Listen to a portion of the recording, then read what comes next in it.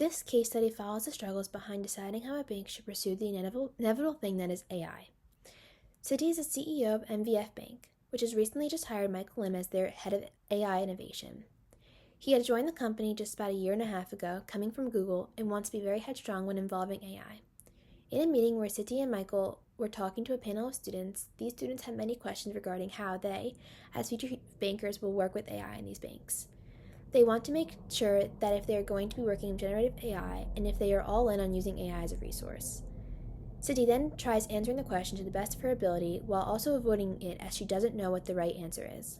Michael in turn answers the question for her, saying that they indeed all are in on AI, and want to be full steam ahead with this decision. Citi then decides to go to Arjun, who is the CFO of NVF.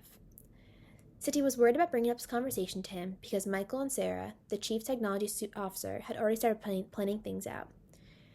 Citi proceeded with this impromptu meeting by asking for pocket money in order to up the investment in AI. She mentioned that Michael and Sarah were working on the proposal, but she knew that it would be a significant amount of money to say the least. Arjun initially brought up concerns about another project that relied heavily on technology, and it was unsuccessful and couldn't make use of the charts and graphs. This was an upsetting failure, and even though the technology was impressive and had potential for success, that weakness sunk the whole project. It was also revealed that in the case notes that a survey by MIT Sloan Management Review and BCG back in 2019 said that 7 out of 10 companies reported that their AI efforts had minimal or no impact.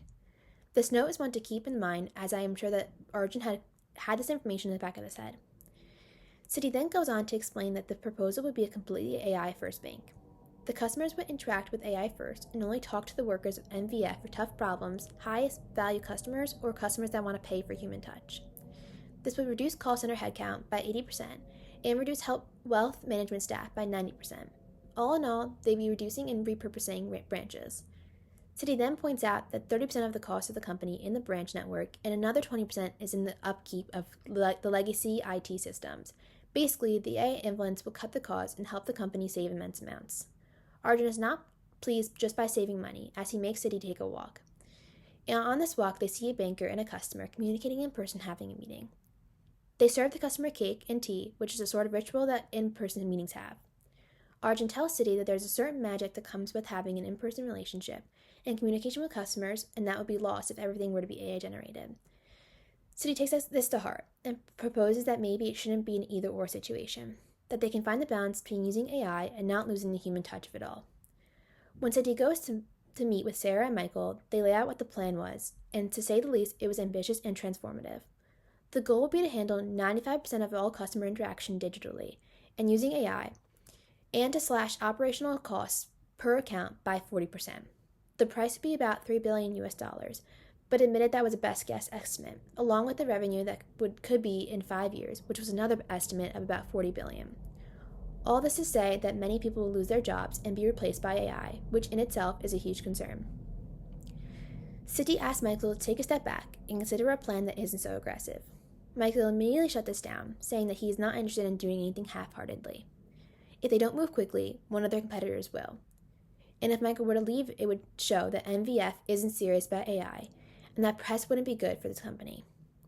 Sarah then goes on to give stats of what other companies are already doing. However, Citi was saying that this is more than just a financial commitment. It felt like a point of no return. This decision is extremely hard for anyone to make. With the leading ideas of AI, there come so many opportunities with it, but it doesn't mean that these ideas aren't scary, because they are. I think that Michael's ambitions are great and much needed. The world will continue to move with AI and not against it, and it is best that MVF catches on now to the trend before it is too late. The AI generation starts now, and they need to find ways to incorporate it into their work lives before it takes over that very same work life. However, I do think his ambition is at fault. Even though there are people who are completely ready to have AI in their everyday lives, like within the bank, there are so many people that aren't. These people value human interaction, are not ready to give that up yet, let alone have to pay an extra to have that interaction. It also is important to note how many people will lose their jobs because of this, and that is also not fair to those employees who dedicate their lives to MVF. Citi, Arjun, Michael, and Sarah need to align their goals together, not apart. The fact that Citi is the messenger for all of this is not fair, and seemingly not going to make any decisions go anywhere. There should be new roles and opportunities within the new AI force, as it should help to create some of the jobs that were lost in the process. All in all, I think that the future is AI, and it is best for MVF to move with it, even if they have to slow their pace at first.